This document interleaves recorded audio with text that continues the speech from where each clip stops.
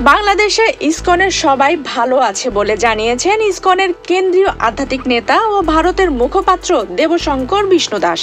সম্প্রতি চিন্ময় কৃষ্ণ দাসের গ্রেফতার ইস্যুতে একাধিক বিষয় সামনে এসেছে, তবে বেশিরভাগ ক্ষেত্রে ভুল তথ্য সবার কাছে পৌঁছে যাচ্ছে, যার ফলে নানা বিষয়ে গুজব ছড়িয়ে পড়ছে। এতে করে বৈশ্বিক পরিমণ্ডলে ভুল বোঝাবুঝির জায়গায় পতিত হচ্ছে বাংলাদেশ, প্রশ্নবিদ্ধ হচ্ছে ইসকনও। দ্য উইক ম্যাগাজিন ইন্ডিয়াকে দেওয়া এক সাক্ষাৎকারে এমনটাই জানিয়েছেন ইসকনের এই কেন্দ্রীয় আধ্যাত্মিক নেতা। বাংলাদেশে ইসকনের যাত্রা ও কর্মকাণ্ডে জোরপূর্বক কোনো শিথিলতা আনা হয়েছে কিনা এমন প্রশ্নের জবাবে তিনি বলেন, এটা হাস্যকর। বাংলাদেশের সরকারের পক্ষ থেকে শুরু করে সেখানকার কেউই এক্ষেত্রে কোনো বাধা দেয়নি। 140টি সেন্টারে আগের মতোই কর্মকাণ্ড চালিয়ে যাচ্ছেন তারা।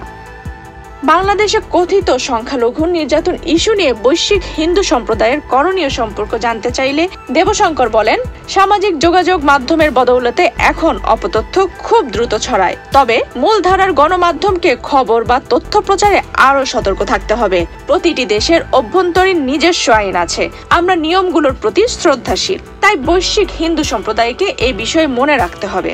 এ সময় কিছু মানুষও ইচ্ছে করে গুজব তৈরি করছে বলেও অভিযোগ আনেন তিনি।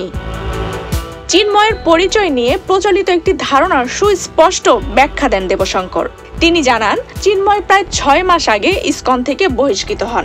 পরবর্তীতে নিজের সংগঠনের প্রতি মনোযোগী ছিলেন, তাই যে ব্যক্তি একটি শান্তিপ্রিয় ধর্মীয় সংগঠন থেকে বিতাড়িত, তার সম্পর্কে তথ্য প্রচারে ইসকন শব্দটা ব্যবহার না করার দিকেই দৃষ্টিপাত করেন দেবশঙ্কর। এতে 110টি দেশে শান্তির পক্ষে কাজ করা ইসকনের ভাবমূর্তি নষ্ট হচ্ছে বলেও অভিযোগ আনেন তিনি। চট্টগ্রামে চিন্ময়ের পক্ষে এক আইনজীবী লড়াই করার সিদ্ধান্ত নিলে তিনি বাধার মুখে পড়েন। এমন কিছু তথ্য চাউর হয়েছে বলে জিজ্ঞাসা করা হলে দেবশঙ্কর জানান, এটিও সঠিক নয়। যারা এ ধরনের তথ্য প্রচার করেছে তারা ভুল বার্তা দিয়েছে। এছাড়াও শুধু চিন্ময় না, যে কোনো মানুষ তার যে ধর্ম বর্ণেরই হোক না কেন, তার আইনের মাধ্যমে সঠিক বিচার পাওয়ার পক্ষে কথা বলেন দেবশঙ্কর। তবে যেহেতু চিন্ময় দাস ইসকনের সদস্য নন, তাই ইসকনের কাছ থেকে তিনি সাহায্য প্রার্থী হতে পারেন না বলেও মনে করেন ধর্মীয় সংগঠনের এই মুখপাত্র। আফসানা রিপা, বাংলাদেশ প্রতিদিন।